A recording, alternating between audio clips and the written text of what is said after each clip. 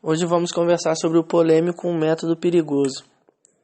Eu vou contar sobre o filme, né? Não será uma análise crítica cinematográfica e eu também não vou destrinchar essa obra por inteiro. Eu vou pontuar, né, algumas cenas específicas e trazer alguns conceitos à luz da psicanálise para que a gente possa construir algo junto, né, em relação à teoria psicanalítica. O filme, ele é bastante polêmico. Por que polêmico? Você pode assistir de duas formas. A primeira, onde conta a história do Jung, né, com a sua teoria, as divergências que ele teve com Freud, o seu afastamento, seu rompimento, etc. E você pode enxergar o filme como um caso entre um médico, né, um terapeuta, uma pessoa, né, nessa posição aqui, né, de mestre, de atender, de ouvir, né, seja lá qual nomenclatura a pessoa dê, com uma paciente. Então, assim, é um filme que fala bastante de transferência erótica. Eu vou comentar um pouco sobre os pontos que, ao meu ver, são pertinentes nesse filme, que deve ser debatido, deve ser conversado, independente de estar ou não inserido num corpo freudiano ou lacaniano, de fazer parte ou não de um grupo de estudos. É um tema extremamente delicado e que precisa ser conversado. E muitas das vezes as pessoas acabam demonizando esse tema, né, que é a transferência erótica. No filme, o Jung tem um caso com a Sabina. Por que eu estou usando o termo caso? O Jung é casado, né, na época que ele conhece a Sabina, né, como está no filme. Ele já tem um filho, estava esperando o segundo, né, que ele gostaria de ser que fosse um menino, mas acabou nascendo uma menina, e ele conhece Sabina, né, que é essa paciente que chega para ele né, atender. Ela chega com inúmeros sintomas conversivos, ela se contorce muito, ela tem muitas das vezes alucinações, ela vê algumas coisas, ela escuta algumas coisas, mas assim, inicialmente, se você for olhar à luz da psicanálise, dá a entender que é uma histérica da época, né, com sintomas conversivos. Lembrando que na época do Freud, quando ele estudou as histéricas junto com Charcot e com Breuer, no século XIX, por ali, era comum na histeria, no caso, né, as histéricas, terem sintomas conversivos do tipo cegueiras, sintomas no corpo, paralisações dos membros, algumas tinham alucinações também, delírios. Então, assim, não era incomum naquela época uma mulher ser internada por esses sintomas, né, esses sintomas conversivos. O que hoje em dia, provavelmente, essa mulher seria vista como louca, como maluca, ela deveria ser internada e etc. Mas naquela época, hospitais psiquiátricos como a Salpêtrière, onde o Freud estagiou com o Charcot, não era incomum esse tipo de coisa. Então, assim, a Sabina chega para o Jung, né, para o Jung atendê-la, com alguns sintomas. O Jung faz o seguinte, ele a escuta. Na época, o Jung estava começando a pensar, se é que a gente pode utilizar esse termo, a respeito da sua teoria da libido, que foi uma das divergências que ele teve com o Freud. O Freud sempre colocou a libido, sempre entre aspas, né? O Freud é um autor que ele errou e ele errava, ele deixava o seu erro e lá na frente ele meio que consertava. Ele foi criando a sua teoria nele mesmo, tipo, o próprio Freud se referenciava, por exemplo, como se ele estivesse escrevendo assim, a cadeira que eu percebi é marrom. Aí ele escreveu isso em 1920. Lá em 1930, ele vai dizer, Freud, em 1920, diz que a cadeira é marrom, mas pensando bem, a cadeira é um tom claro de amarelo, que em contato com o sol pode parecer um marrom à luz dos olhos de não sei quem. O Freud é esse tipo de autor, assim. Ele trabalha os conceitos de Freud não são dados de forma imediata. Por exemplo, ele não chegou e escreveu logo, ele não chegou e não pontuou logo, o complexo de Édipo é isso, isso, isso. Não. Há um momento de maturação do conceito, de experimentação. A clínica do Freud, meio que entre aspas, comprovava a sua teoria. Comprovava, eu estou usando essa palavra com bastante cuidado, por quê? procurar esse tipo de evidência na psicanálise, evidência no que diz respeito a uma espécie de um pensamento científico, do tipo provar, comprovar, atestar, é complicado. Porque a teoria psicanalítica segue uma outra linha, né? O que o Lacan, lá no seminário 16 e 17, vai falar sobre os 4 discursos, e ele vai falar sobre o discurso da universidade, o discurso do mestre, toda essa noção aqui do saber, né, da explicação, né, daquilo que a ciência explica e diz o que é, né, a evidência. Então, assim, no caso do Freud, ele foi, né, trabalhando esse conceito da libido, o conceito de sintoma, o caráter sexual dos sintomas, o caráter sexual das fantasias. Então, assim, nessa época, o Freud já estava às voltas já com certos pensamentos, certas teorias, assim, bem fundamentadas, digamos assim. E ele começa, né, a discordar um pouco do Jung em torno disso, por conta dessa questão da libido sexual. A Sabina tem um sintoma extremamente interessante à luz da psicanálise, que é qual? Quando vocês leem o texto Bate-se numa Criança, do Freud, esse texto é riquíssimo, é de uma riqueza muito singular quando você estuda conceitos como masoquismo e sadismo, e ele também fala do sadomasoquismo, que ele, escutando os seus pacientes no caso, tem uma cena no texto do Freud que acontece exatamente no filme. Então, assim, esse filme tem uma cena específica que é a maior representação, eu acho, do que o Freud está querendo dizer nesse texto. Que cena é essa? A Sabina está sentada com o Jung, né? Ele está de costas para ela está virada para a parede e ela começa a contar, né, sobre os seus sintomas. Bem uma relação analítica mesmo, do tipo a histérica que coloca o mestre para trabalhar, né? A histérica, o discurso histérico que endereça ao analista uma demanda de saber, do tipo, o que eu tenho, né? Isso é muito da estrutura histérica, essa espécie de decifra-me ou me devore. Então, assim, a Sabina começa a falar com o Jung e ela conta uma cena onde ela via os irmãos dela apanhando do pai.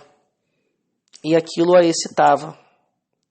Então, assim, ela conta que o pai dela era um pai agressivo, né, que de vez em quando dava surra nos irmãos.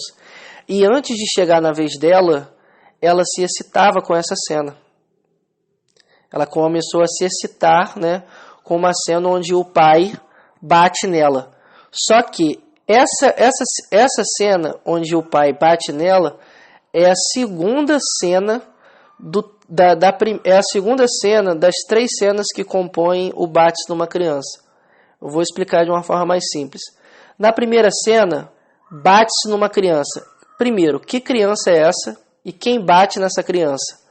Nesse primeiro tempo, a criança que tem essa fantasia toma um outro como esse objeto que apanha. Então, assim, é uma outra criança que apanha de um outro. Então, repare, essa pergunta, dentro dela, tem uma subdivisão de 2 perguntas. Bate-se numa criança. Que criança e quem bate? A Sabina fala isso pro Jung, do tipo, olha, eu estava, né, vendo meus irmãos apanhando e antes de chegar a minha vez, né, eu já me excitava. Essa é a primeira cena que, para mim, no filme, é excelente para poder explicar esse primeiro tempo da fantasia do Bate-se numa Criança.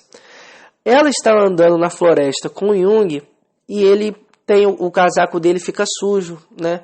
E ele pega uma bengala e começa a bater no casaco. Ele começa a bater no casaco para poder tirar, né, a sujeira do casaco. Ela, ao ver essa cena, se excita. Ela tem um momento ali, a atriz é absurda na interpretação, que claramente, quando o espectador está vendo o filme, percebe que ela está se excitando ao ver o Jung ali batendo, né, no casaco. Então, assim, a gente volta para o texto do Freud, onde tem esse segundo tempo. No primeiro tempo, esse bate-se numa criança, a pergunta que vem é, que criança é? Que criança é essa? É um outro. Pode ser um irmão, pode ser um colega, é um outro. Essa fantasia aqui toma como objeto uma outra criança. Quem é essa criança que apanha e quem é essa pessoa que bate nessa criança? No segundo tempo, quem apanha é a criança. Essa criança que fantasia. Então, assim, o Freud trabalha três conceitos aqui. O sadismo, o masoquismo, e ele coloca um terceiro, que é o sadomasoquismo.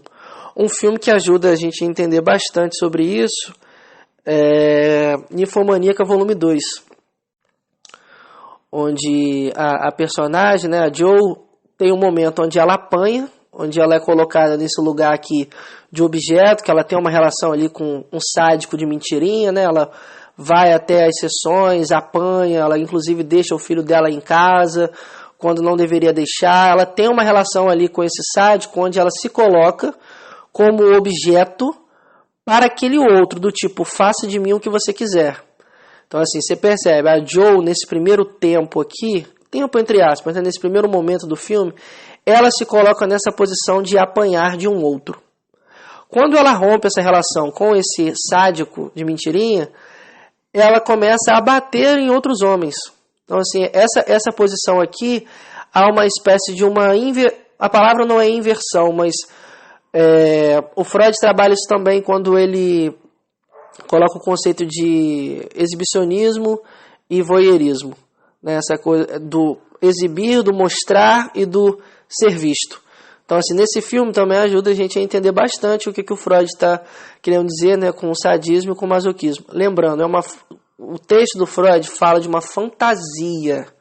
É muito perigoso quando a pessoa lê esse texto e confunde ou acha que o sadismo e o masoquismo está falando da perversão, ou coloca o sadismo e o masoquismo dentro da neurose. Quando você estuda a perversão, no caso a estrutura perversa, você vai estudar o sadismo e o masoquismo sob outro ponto. Você vai estudar sobre gozo, você vai estudar sobre posição, você vai estudar sobre ser o objeto de desejo do outro. É uma outra pegada. Então, assim, o texto do Freud está falando de fantasias que a criança tem. De ver um outro apanhando. No caso da Sabina, ela se excitou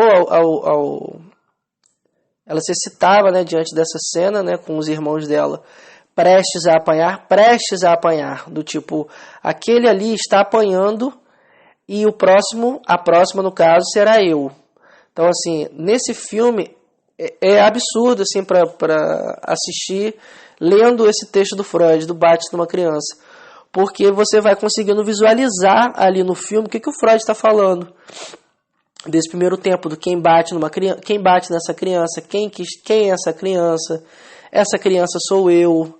Então, assim, um texto também que ajuda a gente a entender o caso Homem dos Lobos, por exemplo. A fantasia sádica anal que o Homem dos Lobos tinha com o pai, a posição que ele se colocou diante da cena primária, e quando o pai dele viaja e volta, ele, ao retornar, o Homem dos Lobos adota uma posição completamente diferente, muito mais rebelde, muito mais arredia, como se ele quisesse realmente ali, tivesse o desejo de apanhar desse pai. Né? Então, assim, outro texto também que é excelente para se estudar quando você está lendo Bate numa criança, é estudar também o caso do Homem dos Lobos, que inclusive tem aulas específicas desse caso também, 3 aulas, onde eu falo sobre o caso do Homem dos Lobos, a interpretação dos sonhos no caso do Homem dos Lobos, e a culpa na neurose obsessiva, que eu trabalho bastante o caso do Homem dos Lobos também. No filme, tem um assunto também que é extremamente importante de se pensar, né? Que é a transferência erótica. O que nos choca, acredito eu, o espectador, principalmente se esse espectador for da psicanálise, é o fato da transferência erótica nesse filme ter sido dos dois lados. Por que eu estou usando esse termo, os dois lados? O Freud, quando ele trabalha sobre a transferência, nos textos dele, né, a primeira vez que a gente tem uma compreensão melhor do que é a transferência para o Freud, é no caso Dora, onde inclusive o Freud erra em algumas coisas, que o Lacan lá na frente, no seminário 4, vai comentar sobre Dora, sobre a identificação histérica, identificação simbólica e imaginária, toda a questão da Dora com a senhora K e não com o senhor K. Mas o que eu estou querendo dizer em relação à transferência erótica? Por mais que algumas pessoas, dentro da própria psicanálise, demonizem a transferência erótica, no sentido de achar que é algo que é que só acontece uma vez ou outra, isso não é verídico. Por quê? Essa transferência erótica aqui não é por conta dos olhos azuis do analista. É por conta da posição simbólica que ele ocupa ali na análise. Dito de outro modo, não é sobre o que a pessoa do analista é, mas é a posição que ele ocupa. Então, assim, como eu disse anteriormente, numa análise, uma pessoa, seja mulher ou um homem, o discurso de uma análise, né? O termo não é discurso de uma análise, mas o paciente precisa ter um discurso estericitizado. O que isso significa? Precisa ter uma demanda de saber endereçada ao analista. Vou simplificar isso que eu estou querendo dizer. O paciente precisa se colocar numa posição onde ele acredita que aquele analista que está ali na frente dele detém um saber sobre o seu sintoma. Detém um saber sobre o seu sintoma, detém um saber sobre o seu ser. É o que eu disse anteriormente do Decifra-me ou me devore. Na transferência, a transferência simbólica, que é o que coloca a análise para frente, uma análise com uma transferência imaginária, é uma análise muito mais do ego, já não é uma análise, é muito mais uma psicologia comportamental, uma terapia. A transferência erótica é algo que pode acontecer. Então, assim, eu acredito que muita gente acaba demonizando muito a transferência erótica que o Jung teve com a Sabina e colocando em xeque toda a sua teoria. Então, assim, eu não estou aqui para criticar o Jung nesse sentido. O que eu estou querendo dizer é que a transferência erótica pode acontecer com qualquer um. Seja do lado do analisando, do paciente, que pode em algum momento vir a endereçar fantasias sexuais a esse terapeuta ou essa terapeuta, que pode vir a ter um certo tipo de afeto ou se apaixonar realmente por esse analista ou por essa analista. Só que o que está em jogo aqui não é um desejo de uma ordem aqui do tipo uma atração física, uma atração pelo jeito do analista, pela pessoa do analista. É a posição que ele ocupa. Sendo que em alguns casos a própria transferência erótica, em alguns momentos, pode ser encarada também como uma forma de resistência ao tratamento.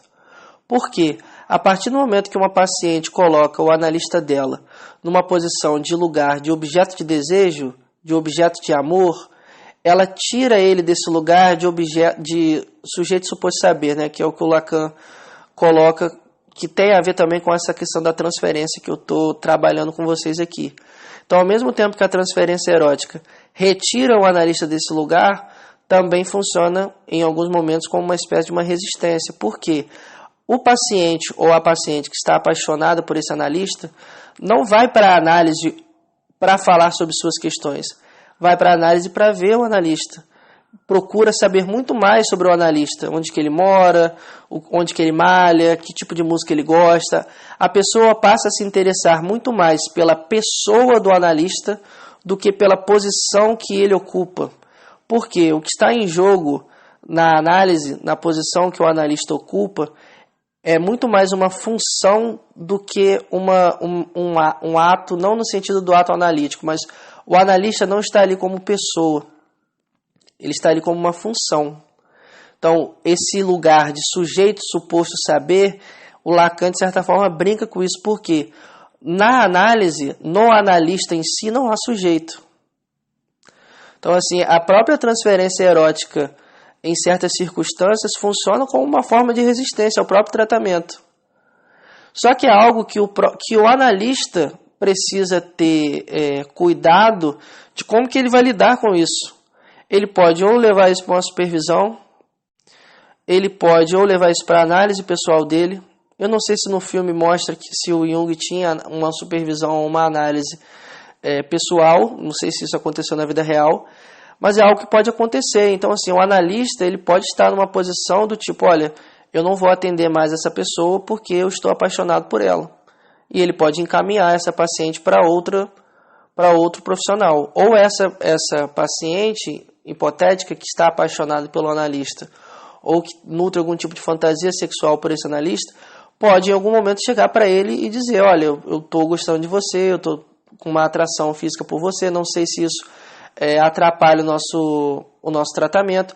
É a posição do analista, se ele vai encaminhar para outra pessoa ou se ele vai, de alguma forma, conduzir aquela situação. Porque a admoestação que o Freud coloca no texto dele, quando ele fala sobre a direção do tratamento, sobre a transferência, inclusive também sobre a transferência erótica, não é nesse movimento tão fatalista do tipo, se uma paciente tem uma transferência erótica com você, o que você deve fazer é imediatamente encaminhar para outro profissional. Existem casos e casos. Tem casos onde o analista pode fazer isso. Tem casos onde o analista não faz isso e continua o tratamento. O que depende, de certa forma, é a forma como esse analista conduz a análise, que tipo de análise. E terceiro, será que essa transferência erótica é uma forma de resistência? Será que essa transferência erótica é meio que como se fosse um sintoma do paciente ali? Será que essa transferência erótica que está, né, sobre esse analista aqui nessa posição, que talvez na fantasia dessa paciente esteja numa posição de mestre, será que essa paciente já teve atração sexual ou fantasia por um professor, pelo dirigente dela do coral, pelo líder dela de adolescentes da igreja? Então, assim, a transferência erótica ela não pode ser tomada uma forma assim de demonizar, de meu Deus, caramba, teve uma transferência erótica. Pode ser muita coisa. A transferência erótica pode ser compreendida também como uma forma de uma transferência imaginária. Então, assim, a transferência imaginária, ao meu ver, no que diz respeito a uma análise, né, seja ela lacaniana ou freudiana, o que faz a análise andar, a transferência que coloca a análise em movimento é a transferência erótica. Então, assim, muitas das vezes um paciente ou uma paciente que está às voltas com uma transferência erótica e não relata isso ao seu analista, ou às vezes pode até deixar de ir a certas sessões porque tem medo de, por exemplo, demonstrar algum tipo de reação ali que está desejando, ou olhar o corpo do analista ou da analista.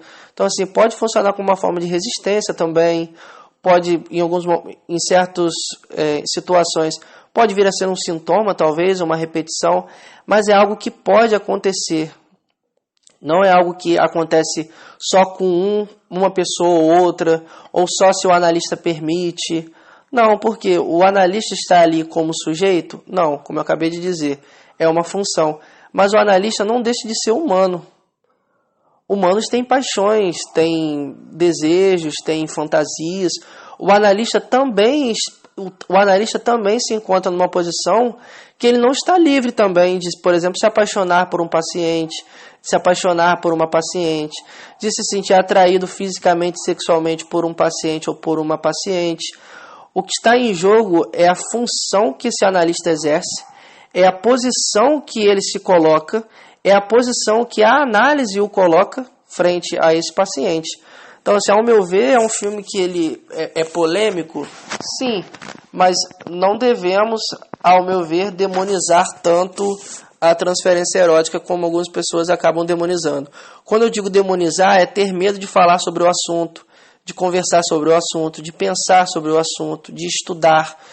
Em nenhum momento, isso, além de ser antiético do ponto de vista clínico, um paciente, por exemplo, manter relações sexuais ou ter um envolvimento amoroso com o seu analista, isso também é crime. Então, assim, acredito eu que, por exemplo, se um psicólogo está atendendo uma paciente e durante o atendimento que ele está com essa paciente, ele tem relações sexuais com ela, o CRP pode, o conselho pode entrar numa ação e esse profissional pode até perder o CRP dele. Isso também entra em outro debate, porque muitos analistas, às vezes, podem inclusive ter casos com suas pacientes e ninguém sabe, por exemplo, ou em algum momento durante a análise pode acabar misturando as coisas, ou tendo conversas íntimas demais pelo WhatsApp, ou trocando fotos demais, adicionando o paciente ou a paciente no Instagram e o paciente tendo acesso aos stories. Então, assim, a análise, principalmente a análise virtual, tem os seus percalços também, tem os seus momentos que são complicados para o analista. Então, assim, é uma questão que vai muito mais de uma ética desse profissional do que necessariamente uma questão teórica. É algo que deve ser tratado na análise pessoal desse analista, é algo que deve ser tratado na supervisão desse analista, mas é algo que esse analista não está livre de passar. Então, assim, o que nos choca nesse filme é o fato não só a transferência erótica da Sabina, mas dos dois. Então, assim, isso aconteceu dos dois lados, essa transferência erótica. Por isso que choca, porque há uma espécie de um moralismo clínico do tipo... Um exemplo, como eu disse anteriormente, eu não estou aqui nem para criticar o Jung, nem para defender o Jung.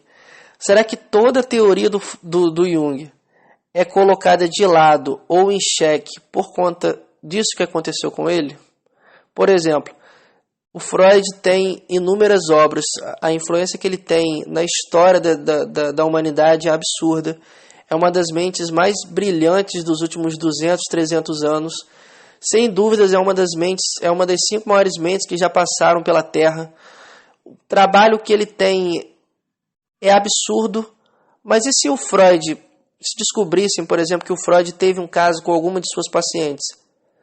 Será que todos os freudianos colocariam em xeque a teoria e o trabalho do Freud? O Lacan teve um trabalho absurdo, fazendo um retorno ao Freud, apresentou conceitos como o objetuar, falou sobre o Édipo, falou sobre a psicose, mudou a forma que as pessoas enxergam a psicanálise hoje em dia. Se descobrissem, por exemplo, que o Lacan tinha ou mantinha casos com suas pacientes, será que os lacanianos questionariam toda a teoria e todo o trabalho de décadas do Lacan? É um questionamento que eu acho necessário a se fazer também, porque muitas das vezes, até dentro do meio psicanalítico, as pessoas acabam julgando o Jung, não teoricamente falando, do tipo, olha, eu não concordo com o inconsciente coletivo, eu trabalho com o inconsciente estruturado como a linguagem, a metáfora, a metonímia, o significante, olha, eu não trabalho com esse tipo de inconsciente, eu trabalho com o inconsciente freudiano, com o aparelho psíquico.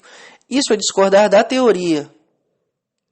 Olha, eu não concordo com essa visão da libido, eu não concordo com essa visão do sonho. O sonho é a realização de um desejo, conteúdo onírico, conteúdo manifesto, conteúdo latente. Eu não vejo dessa forma, eu não vejo o sonho como Jung vê. Isso é uma crítica teórica. Agora, você pegar todo o trabalho de um autor durante décadas e colocar em xeque ou desconsiderar todo o seu trabalho teórico e a sua influência dentro da psicanálise por conta desse erro que ele cometeu, ao meu ver, é injusto. Porque o Jung não era qualquer pessoa. Assim.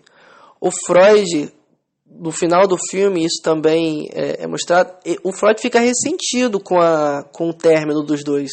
Eu estou usando a palavra término de propósito mesmo, porque era uma relação. Tipo, a primeira vez que os dois se encontraram, o Freud conversou com ele 16 horas ininterruptas. Isso aparece no filme. O Freud já desmaiou 2 vezes diante do Jung. O Freud, quando fez a IP e tal, quem foi o presidente foi o Jung. O Freud tinha o Jung como o seu futuro sucessor. Então, assim, o Jung não era qualquer pessoa. Não era qualquer autor ou médico da época e etc. Ele era alguém extremamente inteligente, era alguém que o Freud admirava profundamente. Então, assim, eu acho que o filme ele é necessário para discutir todas essas questões em torno da transferência erótica. Ele é de uma riqueza absurda para se estudar o Bates numa criança do Freud, estudar masoquismo, fantasias de masoquismo, fantasias de sadismo, essa questão, né, do sujeito, né, se colocar como objeto aqui do outro. Então, assim, é um filme riquíssimo, mas ao meu ver, o debate mais importante que está nesse filme é a questão da transferência erótica, que ao meu ver não deve ser demonizada, deve ser discutida, pensada e conversada também entre os analistas na comunidade psicanalítica também, e ler o texto do Freud. Assim, muitas das vezes as pessoas acabam não lendo o Freud. O Freud é um autor muito pouco lido.